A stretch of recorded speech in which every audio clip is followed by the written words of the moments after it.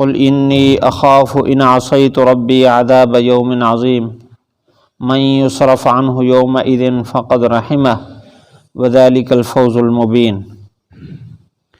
آپ فرما دیجئے کہ میں تو خوف رکھتا ہوں کہ میں اپنے رب کی نافرمانی کروں بڑے دن کے عذاب کا، جس سے اس دن عذاب ہٹا دیا گیا، تحقیق اس پر اللہ نے بڑا رحم فرمایا، اور یہی واضح کامیابی ہے۔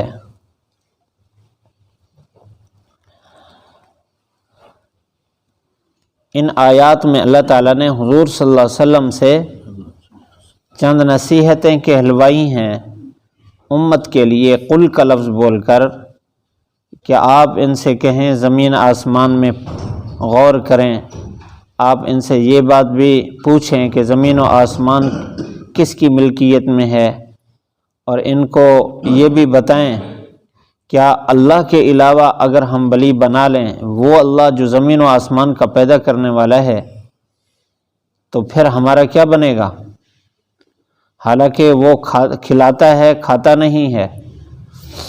اب اس آیت میں اللہ تعالیٰ نے یہ دو آیتیں تلاوت ہوئیں، اس میں اللہ تعالیٰ نے انذار اور تخویف کا تذکرہ فرمایا۔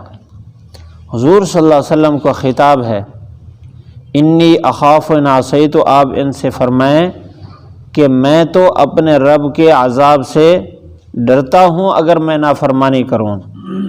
اللہ تعالیٰ نے انبیاء علیہم السلام کو پاکیزہ طینت سے پیدا فرمایا، وہ ابتدا ہی سے معصوم۔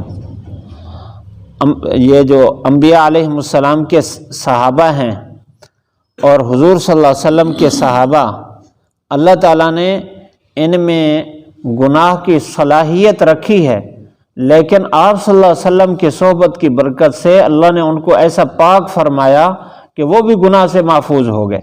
جب آپ صلی اللہ علیہ وسلم کی صحبت میں آئے تو خود حضور صلی اللہ علیہ وسلم تو سراپا رحمت، سراپا نور اور سراپا پاکیزہ، آپ صلی اللہ علیہ وسلم سے تو اللہ تعالیٰ نے خود حفاظت فرما کر گناہ کی اس طرف توجہ ہی نہیں، ہمت ہی نہیں ہے، شیطان کی ہمت ہی نہیں ہے کہ ادھر متوجہ ہو، لیکن اللہ تعالیٰ نے یہاں میرے اور آپ کے لیے یہ سبق کے طور پر یہ بات کہلوائی ہے کہ آپ ان سے یہ فرمائیں، انی اخاف ان عصیت ربی عذاب یوم عظیم، کہ اگر میں اللہ کی نافرمانی کروں تو میں بھی بڑے عذاب کے دن سے ڈرتا ہوں۔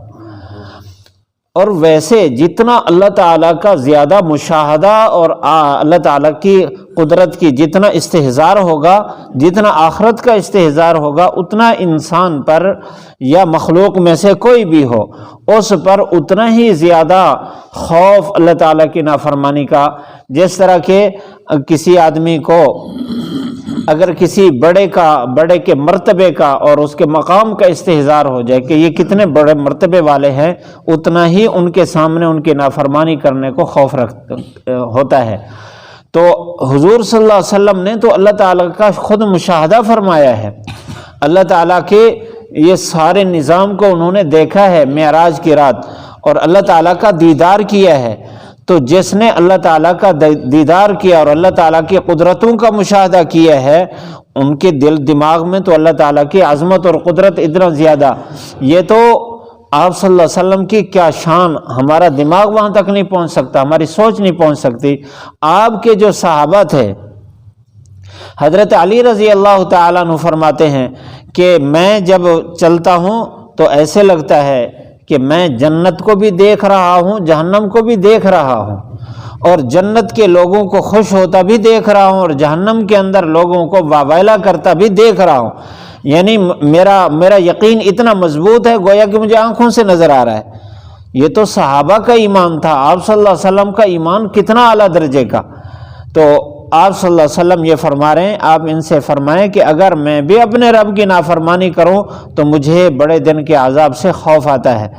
اور حضور صلی اللہ علیہ وسلم کے اللہ تعالیٰ کے ساتھ اس معاملے کی کیفیت کیا تھی؟ صحابہ فرماتے ہیں، حدیث میں آتا ہے کہ آپ صلی اللہ علیہ وسلم جب آندھی آتی آپ صلی اللہ علیہ وسلم کا چہرہ مبارک آپ زرد ہو جاتا، یصفر وجہہ الشریف، روایت میں لکھا ہے کہ آپ کا چہرہ مبارک بالکل سرخ ہو جاتا، زرد ہو جاتا، خوف کی وجہ سے کہ کہیں قیامت تو نہیں آ گئی۔ اور جب بادل گرج رہے ہوتے تو آپ صلی اللہ علیہ وسلم کبھی مشکات شریف کی روایت میں ہے آپ کبھی گھر میں آتے، کبھی مسجد میں، کبھی گھر میں آ رہے ہیں کبھی مسجد، بے چین ہوتے جب تک بارش نہ اترتی۔ صحابہ نے ایک دفعہ عرض کیا اللہ کے رسول آپ اتنا زیادہ خوف زدہ کیوں ہوتے ہیں؟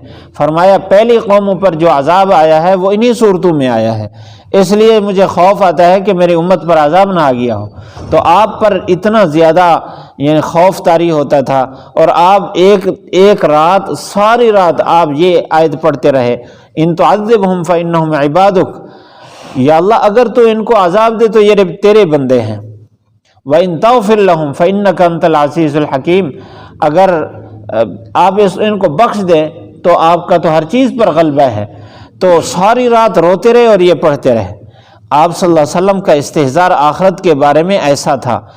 آپ کے ایک صحابی جن کا تذکرہ روایات میں آتا ہے، حضرت سفینہ ان کا نام تھا، آپ صلی اللہ علیہ وسلم نے ان کو کوئی کام بتایا، باہر نکلے گلی میں تو ایک گھر کا دروازہ کھلا ہوا تھا، تو اندر نظر پڑ گئی غیر محرم پر، تو غیر محرم پر جیسے نظر پڑی تو فوراً دل میں خوف آیا کہ میرا رب تو دیکھ رہا ہے، اگر اللہ کے نبی صلی اللہ علیہ وسلم کو وحی کے ذریعے بتا دیا تو میں کہاں جاؤں گا؟